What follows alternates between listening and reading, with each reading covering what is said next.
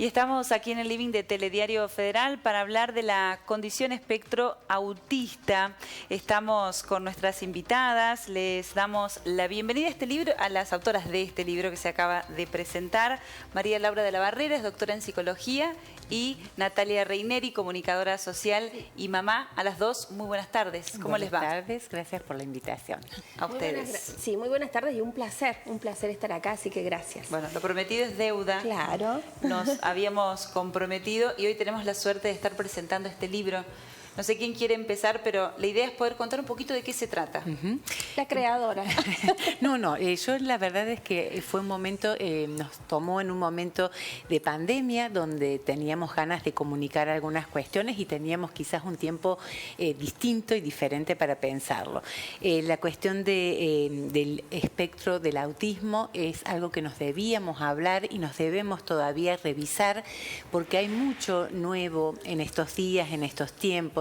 Incluso esa condición de pandemia dejó ver ciertas cuestiones que quizás de otra manera no se hubieran descubierto. Entonces, la idea fue escribir sobre el espectro del autismo, como se llama. Vos bien dijiste SEA o TEA, trastorno del espectro autista, es como está en algunos manuales.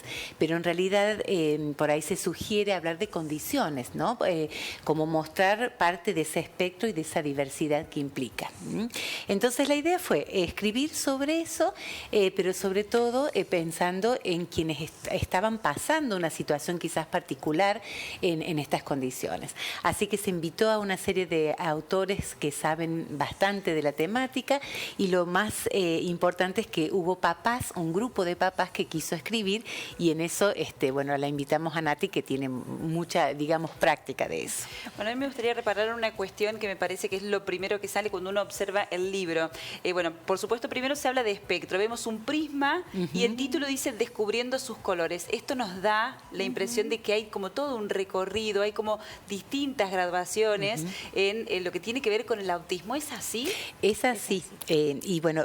Hablamos de la etapa que la hizo Emilia Floriani y que de ella surge esa idea, ¿no? Ella pensó cómo podemos representarlo y estuvo muy bien representada.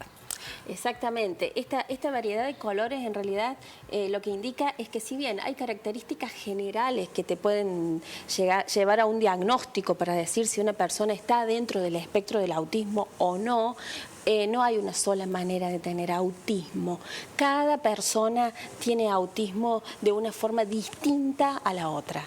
Y también hay diferentes niveles. Por eso es ese espectro, ese abanico casi infinito del autismo, en toda su amplia variedad.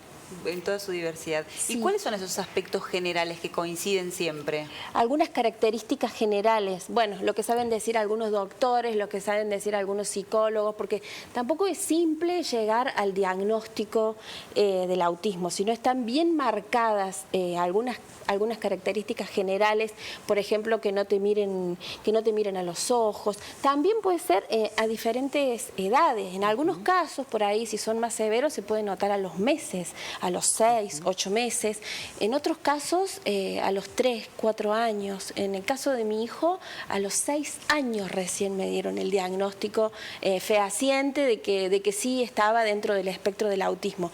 Pero cuando tenía 4 me dieron otro diagnóstico, porque no estaban claras las características. ¿Sí?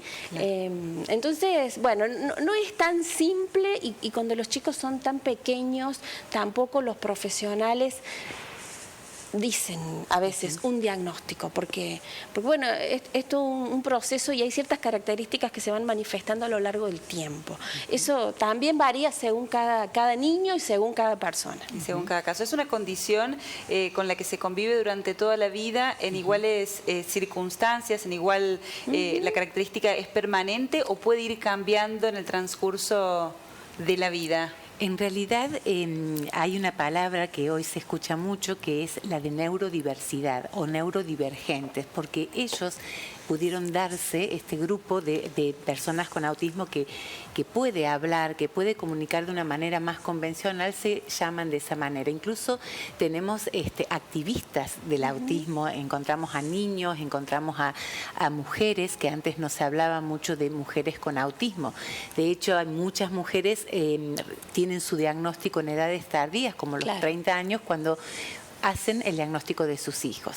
Entonces, por ahí sabemos que es difícil y hay movimientos que son anti-etiquetas o anti-diagnóstico, pero también es cierto que un diagnóstico en un momento preciso ayuda a mirar y ayuda a dar herramientas, te da estrategias para poder convivir con esta persona con autismo que está en nuestro mundo, no en su mundo, que es una palabra que siempre dicen los chicos o las personas con autismo viven en su mundo. No, estamos conviviendo y esa es la idea. Más que hablar de inclusión, habría que hablar de convivencia.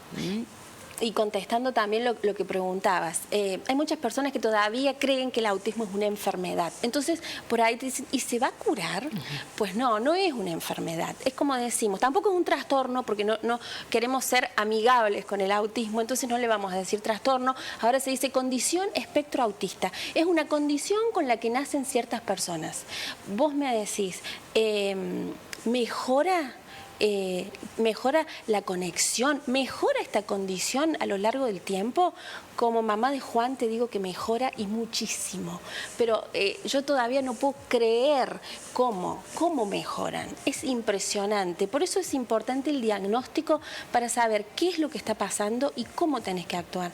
Es fundamental un diagnóstico y mientras más temprano lo tengas, mejor. Porque si se empieza con las terapias, con los profesionales, con todos los estímulos, en los casos que sea necesario medicación, o sea, todo lo que pueda ayudar y colaborar y que la familia también pueda ayudar, yo creo que no hay un techo. O sea, y a ver, en mi caso, a mí tampoco me gustan las etiquetas, para nada. O sea, anti-etiqueta total, porque somos personas y punto, ¿sí? Pero tenés que saber dónde estás parado. Yo digo, había que saber qué pasaba, qué tenía y cómo se actuaba. Y después te olvidas del autismo. Claro. Es una persona, son personas y listo. O sea, una de las mamás que escribe también en el libro dice, cuando vos ves a una persona con autismo, estás viendo a una persona con autismo. Hay cosas que pueden compartirse, pero hay otras que no, y entonces el trabajo es eso, ¿no? Desde las familias, desde los profesionales, desde la educación, las escuelas, hacer un trabajito muy fino de ver qué necesita esta persona, Juan, María, con nombre y apellido. ¿Sí? Claro, tal cual. Claro. Y en el libro, Natalia, compartís experiencias tuyas de la vida cotidiana, del día a día. Sí, en este libro, María Laura tuvo la generosidad de invitarme a escribir el capítulo 7, que son historias reales de familias que tienen niños o niñas o personas con autismo. Entonces, bueno, en el medio de la pandemia empezamos a llamar por teléfono, por WhatsApp o por videollamada a diferentes mamás, sí, casi todas mamás eran, no sé si hay algún papá, que nos empezaron a contar sus historias, eran como entrevistas y después las escribí.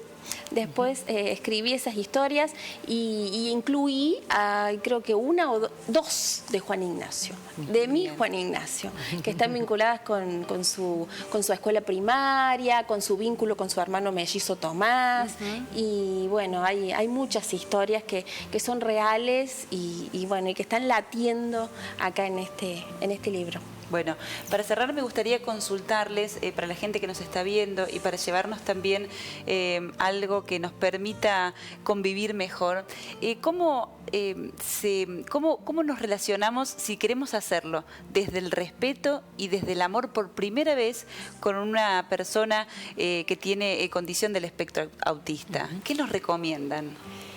Desde lo profesional, quizás desde mi perspectiva, es estar abiertos a escuchar a las familias, sobre todo que son quienes están conviviendo con una persona con estas características y con el núcleo familiar, los vecinos, porque un niño que por ahí tiene los famosos berrinches, que no son tales, sino que tienen una explicación, tienen una cuestión de sensibilidad a la base, que no es que grita porque es un maleducado, como algunos saben decir, y para los papás es difícil ir a un supermercado y que tenga esta especie de descargas. Entonces es el respeto, es la escucha, es el quizás ponerme en el lugar del otro y poder entender que es alguien que quizás en su funcionamiento, como todos, es diferente, pero ni mejor ni peor, distinto, y aprender a convivir con esas diferencias. En el caso de Juan, cuando vamos, que Juan hace una vida normal, qué sé yo, si estás en el súper, si estás en otro lado y él ve a alguien, le va a decir, hola, yo soy Juan, ¿cómo estás? Y bueno, le decís, hola, ¿cómo te va, Juan? Y listo, así de simple, saluda a todo el mundo. Dice, hola, y si alguien no lo saluda, me dice, ¿y por qué no me saludó? ¿Por qué no me saluda? Pero con naturalidad y con normalidad. Y en el caso de las crisis, que son crisis sensoriales, que pueden estar abrumados por recibir un montón de estímulos sensoriales, en el caso que vean una crisis de ese tipo, hay que sacarlos de la situación. O sea, si están en medio de, no sé, de un súper, de una fiesta, hay que sacarlos de esa situación y llevarlos a un lugar tranquilo donde se puedan autorregular y se puedan calmar. No hay que preguntarles, no hay que hablarles, no hay que agarrarlos, porque eso los puede llegar a tensionar más, ¿sí? Es sacarlos de la situación y llevarlos a un lugar donde se puedan autorregular y calmar. Hay mucho por hacer, anticipar, contar, hablar, por más que parezca que no escucha, si uno lo prepara para ir a un evento o a ir a un lugar, se puede hacer mucho. Se prepara de otra manera. Absolutamente. Bueno, ¿cómo pueden contactarlas quienes nos están viendo, más allá del libro, ¿no? Descubriendo sus colores, así se llaman, para hablar con ustedes? Bueno, en el caso nuestro, el libro surge de la Universidad Nacional de Río Cuarto, Unirío Editora. Tienen dos posibilidades. Una es bajarlo, descargarlo gratuitamente, pero bueno, pidieron también la versión impresa.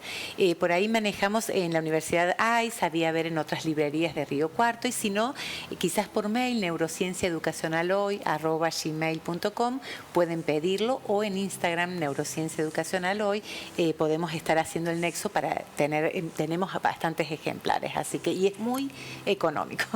¿Cuánto cuesta? 1.000 pesos. Claro, 1.000 pesos. Súper accesible. Y porque lo pidieron las familias, por eso la universidad gentilmente lo imprimió. Bien. María Laura, Natalia, muchas gracias por visitarnos. Gracias. A vos. Muy amables. Muy amable.